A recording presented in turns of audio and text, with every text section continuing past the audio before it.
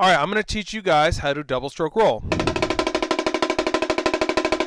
It's one of the coolest things to learn as a beginner, and it just kind of comes through with some experimentation and some time and knowing just a few simple rules. And I'll give you a couple different ways you can try this on your own. Okay, so in order to do this new technique, you're going to have to be picky.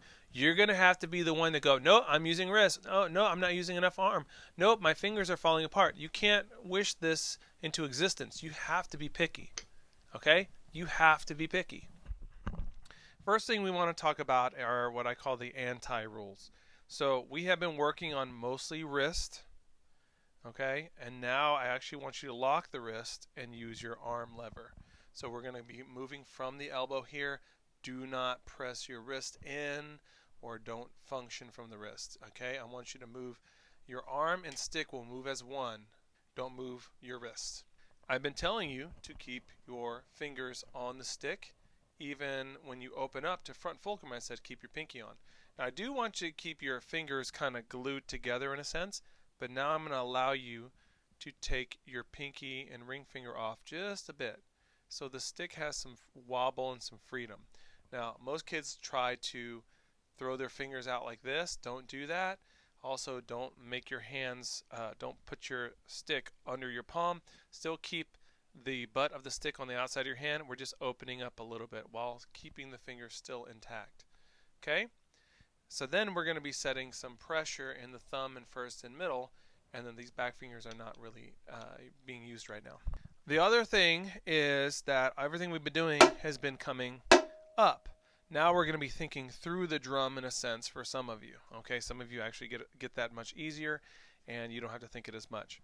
So what I want you to start with is this arm motion. So first, get set like you're going to play normal. Now watch my fingers, watch my hands.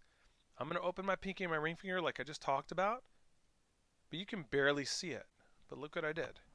So it's not an extreme thing, but there's the pinky off the stick, but I didn't change my whole world. Okay? Now, what I want you to do is I want you to keep your wrist locked and I want you to move your arm up and down like a diving board, like this. Okay, I'm not moving my wrists. Okay, here's a close-up look. We want to get used to this arm motion up and down without using wrists. Okay, great. Now, what I want you to do is leave it up. I want you to experiment with multiple bounces first. So, do not use your wrist, just drop your arm and then let the stick just kind of bounce like a ball that you just dropped on the ground. Focus on one hand at a time.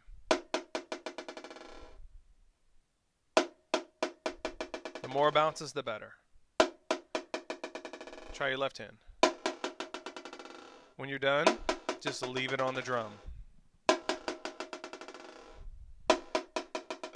Don't move your wrists. It's good to look in the mirror while you're doing something like this so you can see if your wrist is moving. Okay, that's the first thing I want you to get used to doing.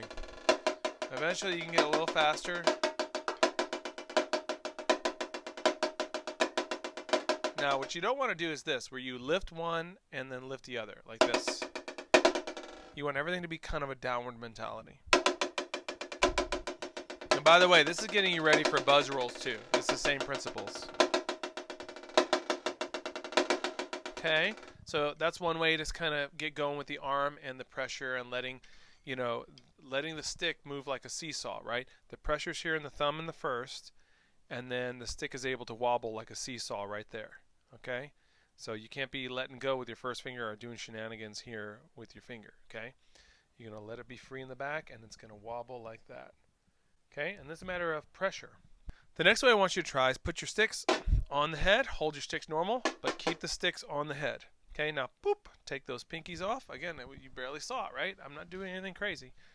All right, and I want you to move your arms up and down like this. Again, I'm not using my wrist. My fingers are open in the back with my pinky and ring finger. The pressure is on with my middle, first, and thumb. And I'm kind of getting this downward mentality going with my arms, this pivot.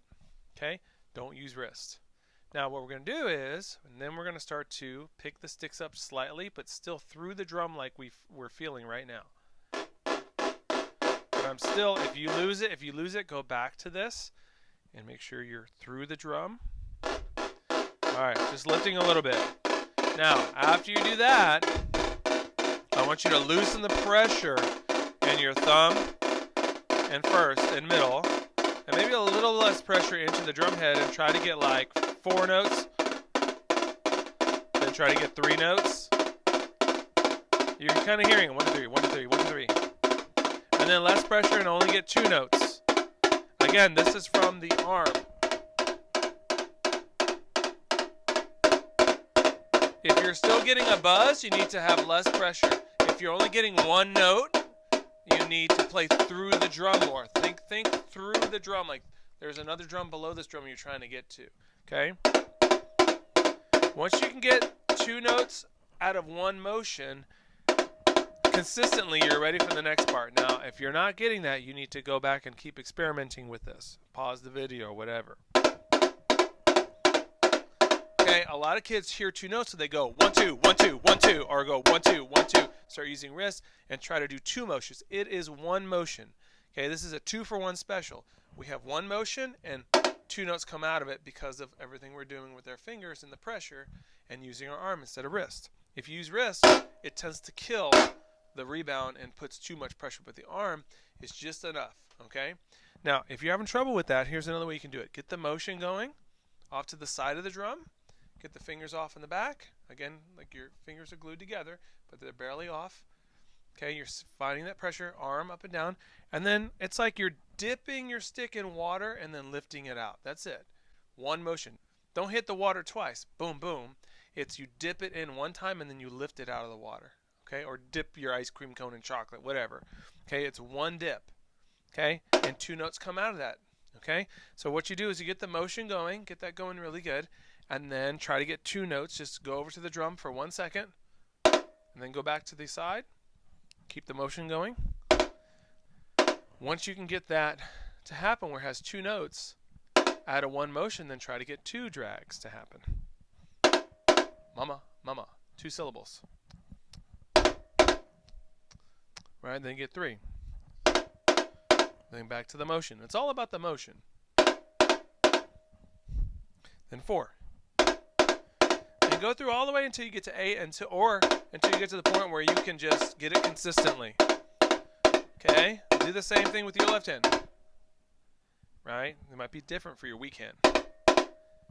Okay? And it's 1 motion. Do not try to do 2 motions. It's dip it in once, 2 notes come out. Okay? Alright, so some of you might be at the point where you're ready to just pause the video and just experiment until you can get that going with the rules I put in place and until you're hearing the 2 notes, okay, consistently. Okay? This motion, no wrist. Do not use wrist. Alright, so now the next exercise is actually written in your Chop 13. It's number 5 and 6 in your Chop 13. Buzzes and drags. It's the same exercise, but one is trying to get 3 notes to get a buzz, and then one is trying to get 2 to get a drag. Now here's what it sounds like. Here's buzzes. From the arm, it's really low. I'm trying to get 3 notes. Now we might not be ready for the second line with the 16 notes. But that's what it sounds like. Okay, now drags is the exact same thing, but it's less pressure, so it's 2 notes that are happening.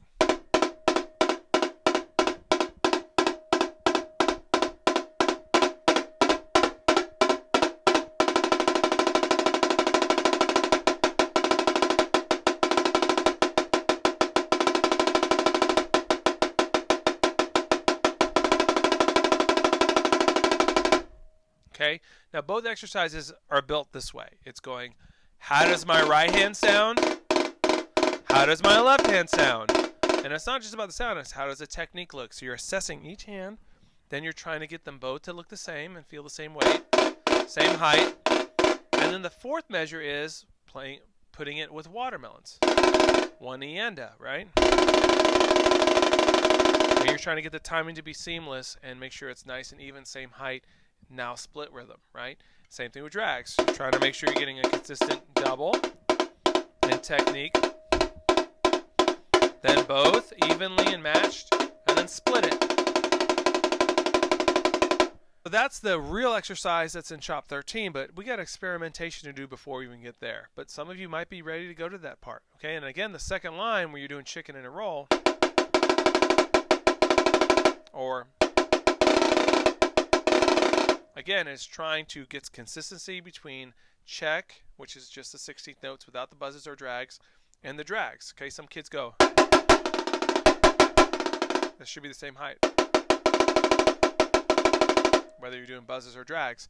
The other part is learning how to go from normal playing to open playing and going back and forth. Because what a lot of beginners do, and 7th graders even, is they start doing rolls, and as soon as they open their fingers, they leave their fingers open for everything. But that's not how we play. We don't play like this for everything, right? Our fingers are on for some stuff. So you have to learn how to play normal, then when to open up and how to open and close, open and close.